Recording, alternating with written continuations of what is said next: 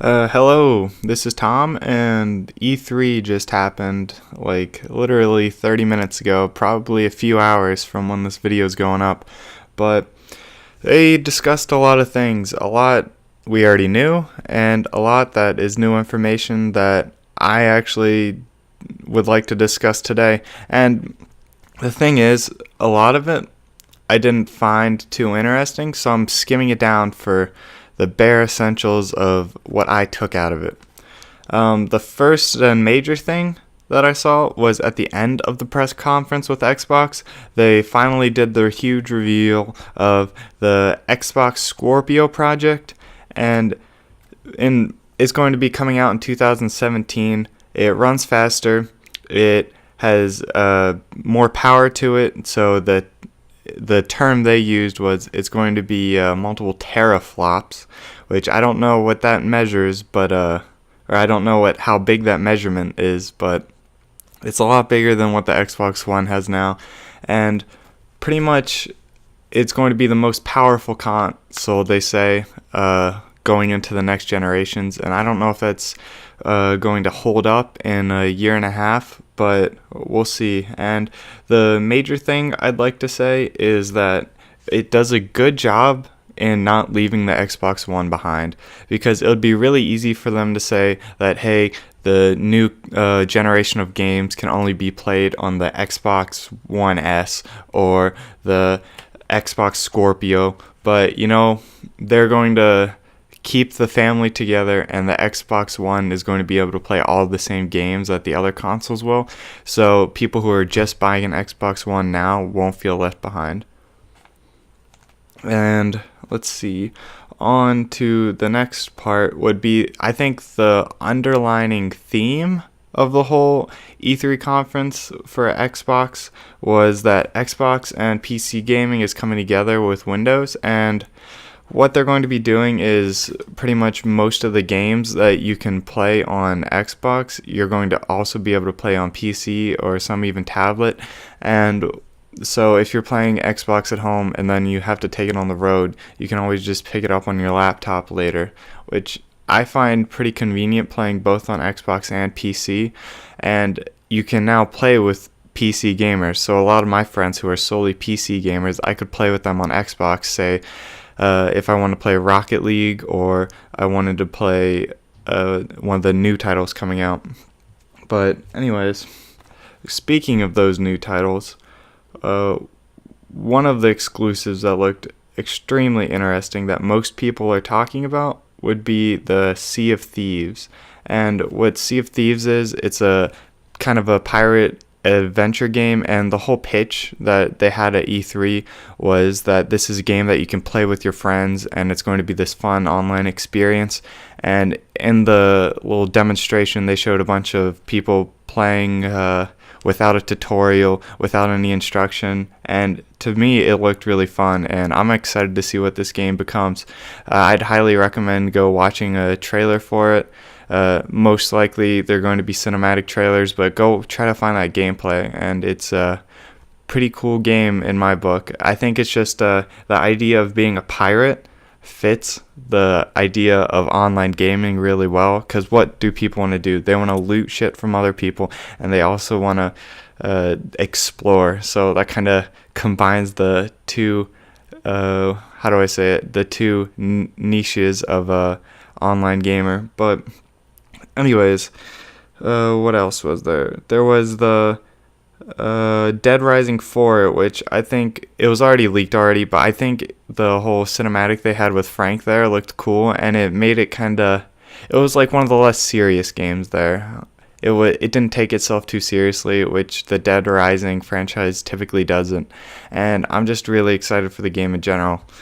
The next thing I'd like to talk about would be the whole Minecraft Realms situation they had going. They had a little bit too long of a demonstration for the Minecraft Realms, which could have been probably easier explained condensed, but pretty much Minecraft for Xbox has been lagging behind PC, and what they've done is so the Xbox players can now play with the PC players, which is going to take place in like 2017 probably, or at the end of the year. So you're going to be able to go into rounds and play with the PC players. And the problem with Xbox Minecraft has been that you can really only play with people in your party. So you're going to have like 4 or 5 people on your server most of the time. And with combining with PC, I think it's going to be really interesting in the fact that now Xbox and PC, that's going to create these bigger servers, which creates more communities. And I think that's really what Minecraft's about. So I'm excited about that, playing Minecraft on Xbox One. Me and my friend are going to be able to try out all the little mini games and all the little sub-genres of Minecraft out there, and I'm just really excited for that, even though it's going to be a little bit of a wait. They also showed off the texture packs at the end, which is just kind of an added bonus. But anyways, on to the next. The Forza trailer. It was kind of a bait and switch they had. They showed us this really neat scenery in Australia with these kangaroos, and I thought it was going to be this really cool RPG game, and then they brought in the cars, which it's not really my steez of a type of game, but you know what?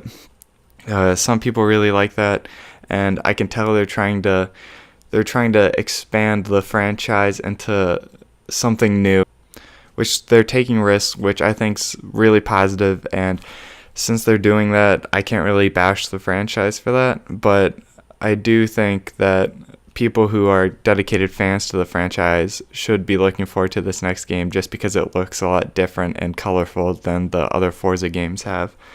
The next piece of information would be the Final Fantasy reveal, which I'm not sure they did it at the Xbox or the Microsoft conference, but they did, and to be honest, the gameplay that they showed looked a little bit tedious almost, and the whole pitch was that it's going to have the fastest and smoothest combat like it has, and granted, it could, and I could just be a little judgmental, but I think the big battle there looked tedious, and it wasn't really something that I'd want to pick up. But for the hardcore Final Fantasy fans out there, I'm sure that was a nice little piece of information during the Xbox conference. Anyways, what a lot of people got riled up about was the Xbox One controller, which they're really looking forward to. It's just a nice addition. It doesn't really hurt anyone, and it's just, I don't see where you can go wrong with adding this. You can customize the color, and you can put your name on it, so who doesn't want that, you know? I'm interested to see the price points. I haven't checked that out yet, but I'll be sure to take a look. And the other news, the Xbox editions there's going to be background music modes. So like me, I listen to a lot of music when I'm playing games like Overwatch or Rocket League. So putting that music on in the background usually conflicts with the audio coming out of the TV, and you can turn it down, sure, but I'm interested to see how the whole background music mode complements the gameplay already. And maybe it would actually add something for streamers. I think a lot of streamers put on background music, and I think it would make an interesting addition, this mode, to the already currently existing Xbox. The next thing would be that it's easier to create communities and groups. What I saw, you can pretty much put out like an ad, like, hey, I want like so-and-so players that are going to take the game seriously. I want so-and-so to help build this Minecraft world. I'm really interested about this, because I think it would be cool to meet these people online, and then kind of you can grow throughout these communities with these players in certain games. Like, if it was out right now, I'd be like, well, I want 5 other people to play a really competitive match of Overwatch, and I'd put out the ad, I'd have people respond, and then we'd party up and then go into the game. And I think it's a really cool way to meet people, and I think it's going to be actually really successful with the whole PC Xbox coming together, because PC already has this aspect, and I think Xbox adding this aspect is going to do really well.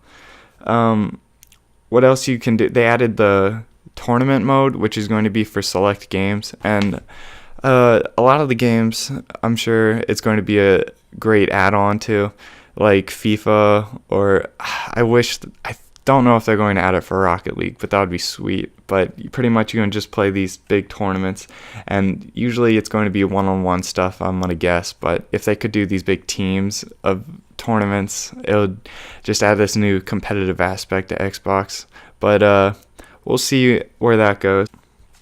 And another game I wanted to talk about is Recore, and it looks interesting, and I really like the character designs in it, but nothing really stood out to me in the trailer that they presented.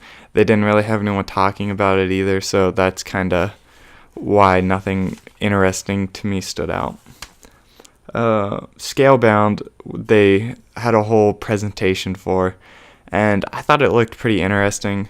To me, it was kind of this like combination of Monster Hunter and Bayonetta, and the fact that you're hunting this big beast with 4 of your friends or 3 of your friends. And the reason I say Bayonetta is because you're hopping up on the monster and attacking vital points, and the dialogue is just kind of it was kind of reminiscent in how it didn't take the game too seriously. But I'm excited to see what this game becomes. It's kind of in the early stages of like people getting on the hype train for it, so I'm really excited to see what they make of this game. And another game released, or not released but announced, was Tekken 7, and there's not a lot to go off of the trailer. Most of it was cinematic, but I thought it looked really really nice and polished, and I'm excited to see what they do. Just as a big Tekken fan, I'm excited to see how they can bring it into a more competitive light.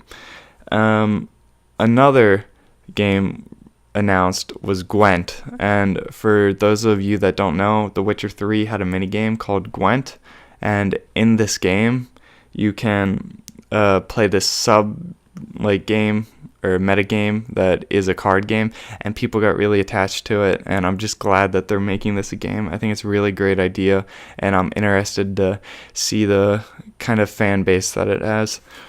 The last thing I'd like to talk about would be the Happy Few, and this game needs to be talked about more. It's a similar game to BioShock in my opinion, just because it's story driven and the whole atmosphere that it creates, and I'm just really excited to see where this game takes off. And I wish they would have gave us more of a taste with the game. They did give us a nice long trailer, and it kind of revealed like the intentions behind the evil party almost, and the fact that they're giving them this happy pill to kind of blind everyone else in society, and when one guy kind of rebels against it, he starts losing his mind a little, and I just think they did an excellent job with that trailer, and I couldn't be more excited about this game. That is probably my biggest takeaway from this Microsoft conference. But anyways, I was really happy with the Xbox conference overall, and I would like to hear your guys' opinions about it. So if you disagree or agree, or even think I missed something very big from the conference, like the whole Halo Wars 2 thing, feel free to leave it down in the comments, because I'll read those and reply. So I'll see you later. Bye.